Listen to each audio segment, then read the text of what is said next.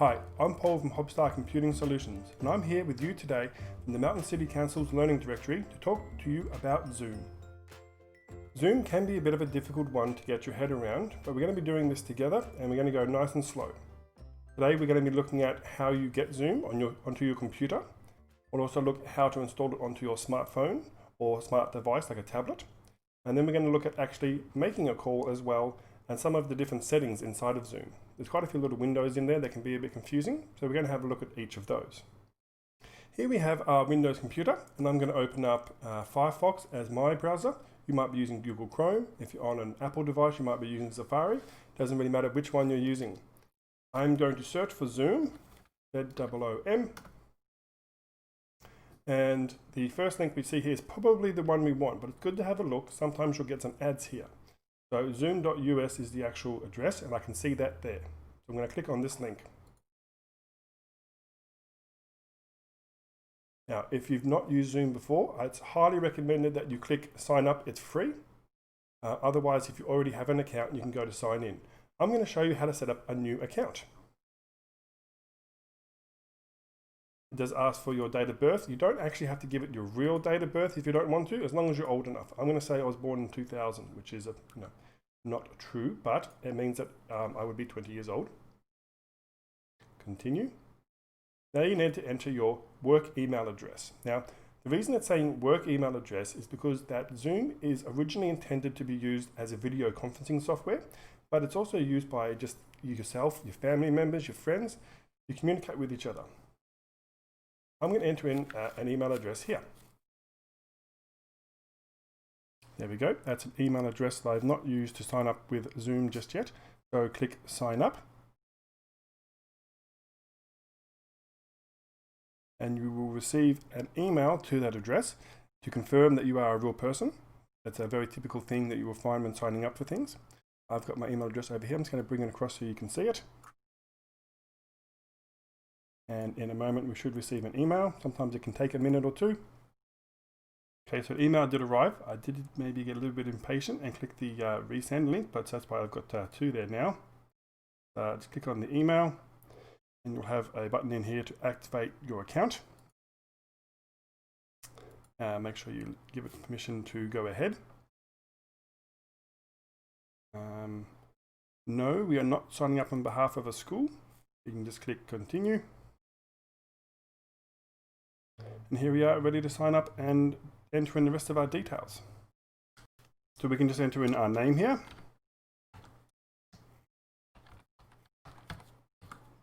And a password. You have to meet all of the requirements here, so it can be a bit tricky. I do actually recommend you write this down on a piece of paper, or if you have something like a diary, write it in there. Until you can remember your passwords, I actually don't think that's a bad way to do it. So I'm going to do... Then you'll have to type it again.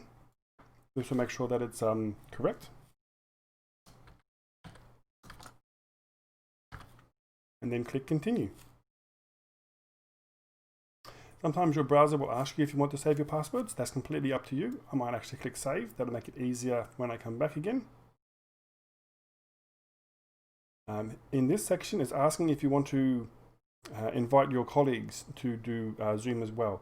Because we're going to be using Zoom for personal use, we don't have to do any of this, so we have the option here to skip this step. Let's click that. Start your test meeting. Now, I'm not quite sure how well some of this is going to work because I'm recording through a recording program, so it might not be able to pick up my camera. But let's have a look though. If you go to start a meeting now, you can click on this one and it should ask me to download it. Yes. When you click on Start Meeting for the first time, it's going to ask you to install the client. The client is the program that runs on your computer that lets you connect and do all these things. So let's click Save File. And then in Firefox, we have a little icon up here to say that things are downloading. If you're using a different browser, you might see it appear down the bottom left. I'm going to click this little arrow, and then we have our file. I'm going to click on that file just once, one left mouse click. And then it will start installing. They're fairly simple. So we've told it to download, and then we just clicked on it and it will start installing. Often you will get a question to make sure that you are aware that you are downloading and installing something. We're going to say yes to this to say that we want to install it onto our computer. So yes. As it says, please do not close this window. So we're just going to let it finish what it's doing. And in a moment, it should open up. It's having a bit of a think. There it goes. It's connecting. Okay. This is the main screen that we will see when we are using Zoom. We can choose to join with computer audio. We can test your speakers and microphone. You can select whether you wish to automatically join your audio. So you can have it set up so that it's muted when you enter in your call. For our purposes, we can probably tick automatically join. It's something we can change later. Let's click join with computer audio. There we go, you're using computer audio. So what we've actually done is we've actually started a meeting. Now we don't have anyone in our meeting, and meeting might be the wrong way to think about it. Even though it says Zoom meeting, really what we're doing is we're kind of, we are now hosting a call. So it's like you've picked up the telephone and you're ready to talk to people, but at the moment there's no one on the other end. It's just you get the dial tone. So if we want to get other people to come into the call with us, we need to go to the participants section here. We're going to talk about some of the other buttons here in a moment. I'm going to move this little window over. So at any time you can click and drag this window around. We don't actually need our browser, which is still open in the background here. I'm just going to minimize it with the minimize button here. That simply puts it out of the way down here onto the taskbar. We haven't actually closed it, it's still down there, but we don't actually need that one anymore. We've got Zoom down here instead. If we would like to add some people to our call, we can go down here to participants. You'll notice that this bar down the bottom, if I take my hand off the mouse for a moment, it actually disappears. If I move my mouse around, it will come up again. That's an important thing to remember. We can do a lot of things from this black bar down the bottom, but it's only there when we move our mouse around. If you are running this on a tablet, you actually sort of need to touch the screen to get it to appear. I'm going to click on participants. And at the moment, we can see that only I am here and I am the host. Every Zoom meeting or Zoom call needs to have a host, and then everyone else are the participants. Down the bottom here, we can invite people. We can click on that. And there's a few different ways that you can invite people. Now this part can be a bit confusing. We can copy an invite link. We can copy an invitation. We can use, if you have mail already set up on your computer, we can connect it to your Gmail or your Yahoo Mail. Let's try a few different ways. Let's click on copy invite link. You just have a link that says it's been copied to our clipboard. And then we can go over to our mail. I have to open mine up again.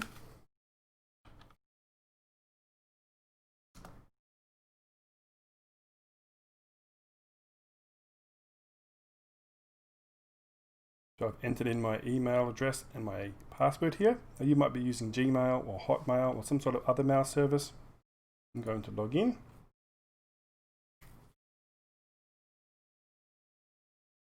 And I'm going to send the other person an email address with that link that we just copied. So I would need to compose a new message, send it to someone. I'm going to send it to my other work address.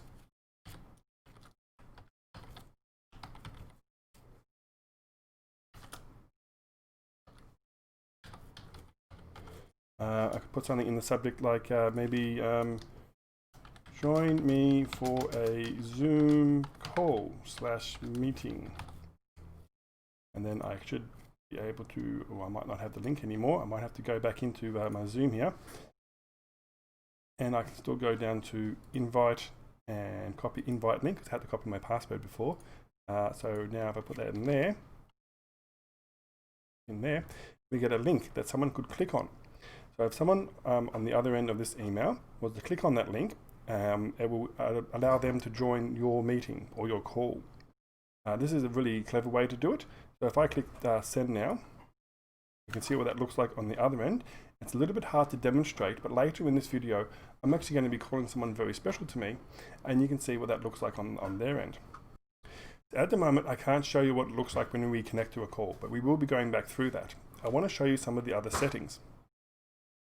Down the bottom here, you can do things like muting your audio. If you need to sneeze, that's a great one to press. It also tells me here, unmute your audio with Control A, or press and hold the space key, I think it said. and it looks like I typed that email address wrong. Person holds space key, unmutes. Okay, so if it is muted and hold down space, that's interesting. I did not know that. So I just learned something new then. You can hold down the space key to do that. Normally you would see another screen with your face in it. We're going to have a look at what that looks like in a moment. We have some other things here we can choose from. Security. You can lock the meeting and enable waiting rooms. If that is ticked, you'll see in a moment that you have to allow people to come in one by one. That stops people from joining that you don't want to join. Allow participants to share their screens, to chat, to rename themselves and unmute themselves. At the moment, my name's Paul Hobstar. If I was to connect to someone and I have this ticked, rename themselves, they can right click on their own name and change their names. The chat window opens up a little extra one here. Kind of hard to see because it's all very white, but you can actually type messages to other people in the chat. That's very useful if you are in a place where there's a lot of background noise and maybe you've got your microphone muted, maybe you've got yourself muted. You can still communicate with the class or with the people that you're connecting with. Let's see what else we have. That was chat. You can share your screen, which is a bit more of an advanced feature. I don't think we'll be going into that one just at the moment. You can even record your meetings. This is more so if you're using this for educational purposes. I don't think we would need to cover that one today. When you're finished with your meeting or your call, we can simply click the end button. And that gives you a little warning before you go, yes, end the meeting for all. You can also just leave the meeting. If there's other people in there, you can leave it and allow the other people to continue to talk.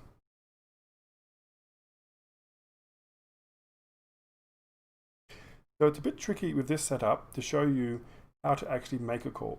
This part of the video was more so about how you install it onto your computer. Next, we're going to have a look at how to install it on your mobile device. And then finally, we're going to look at actually making a call. And I'm going to show you a different way to invite people, as you can add them as contacts.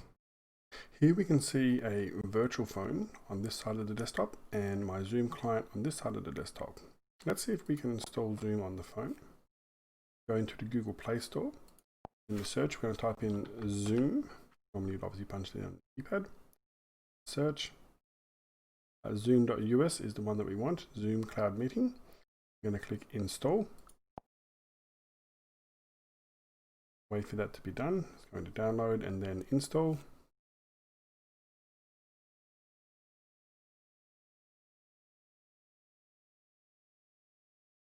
Once it's finished, we can click Open. And in here, it does recommend that you either sign in or sign up. If you don't have a Zoom account already, I recommend that you do sign up for one. We'll go through that process in a moment. But you can also just go to join a meeting, enter in the person's personal meeting ID. In my case, I'm going to use my one I already have. My settings here. I'm just going to black that out.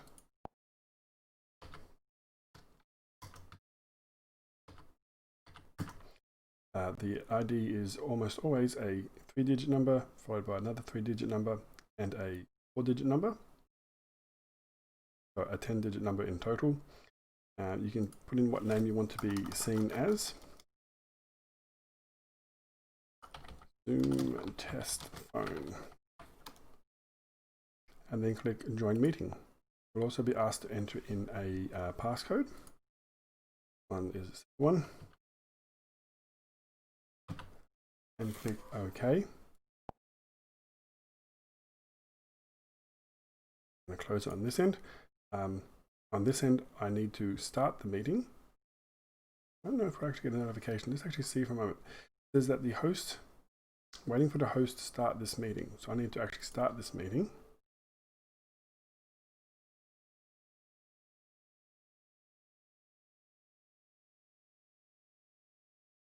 So if I open up the participants button there, I'm just going to resize this a little bit. See both the screens. On your phone, you'll need to say to allow permissions. Yep, they can take a picture. I don't think it'll actually work because this is a virtual phone, so it's got a bit of a virtual image there. Join with video. On the host end, depending how things set up, they might have to admit them. You can see the name that we've included there, Zoom test phone, admit.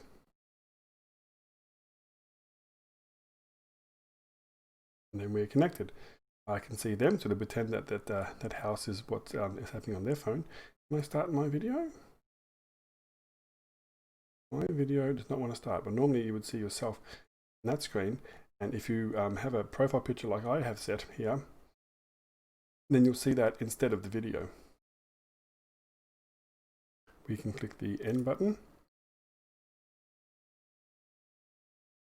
And we can end the meeting for all, or if there's multiple people in the meeting, you can leave. And before we do that, you can also invite other people to join this call. If you have contacts already set up, you can just click on them and they'll get a notification on their end. We'll go through their email. There's a waiting for you. You can also copy an invite and actually send it to someone as well. So let's actually look at that. See the invite link, your clipboard. Then you would open something perhaps like your email, and then send them a link.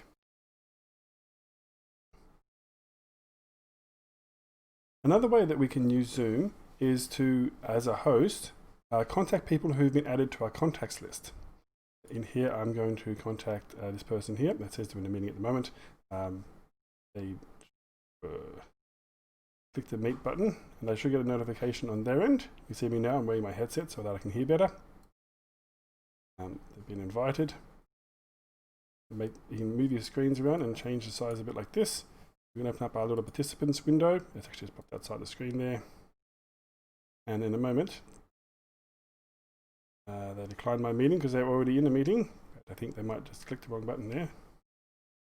Let's try and invite them again. So another way you can do it, if you've got a meeting running already, go on invite, you can select the contact. You can also copy a link and send it to the person, or you can copy an invitation, which has a bit more information in it, and go invite.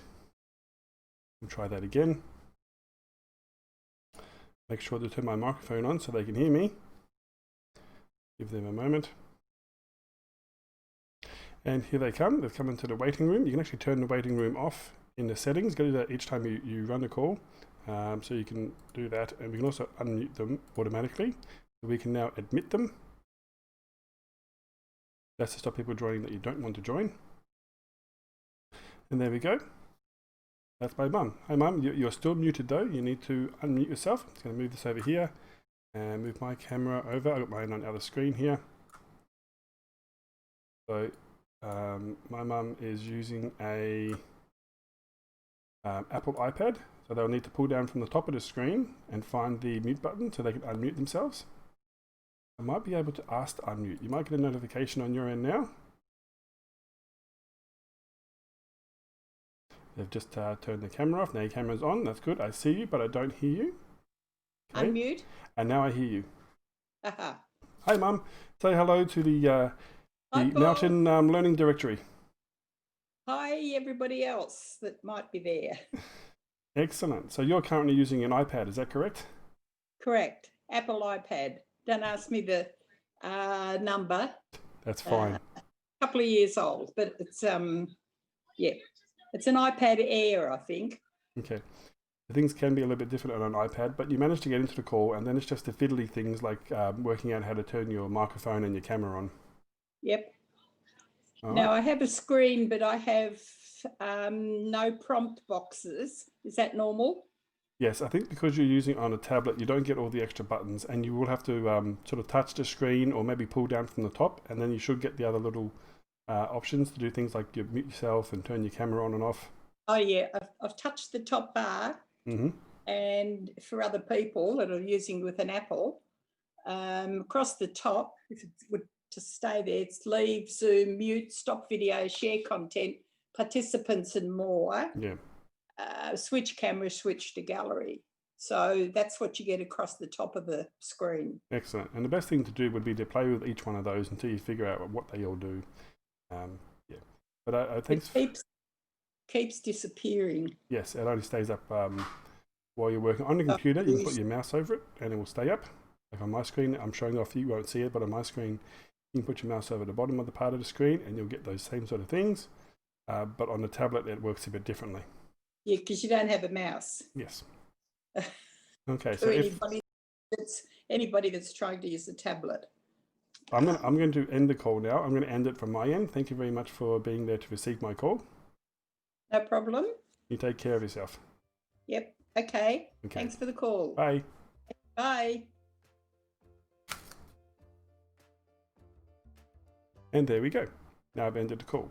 Another way that I could contact them is actually, let's see if I go back to my home page in Zoom. I can do a new meeting. You can start with video, you can use your own personal ID, you can click new meeting, and then invite people from there, much the same way you saw just before.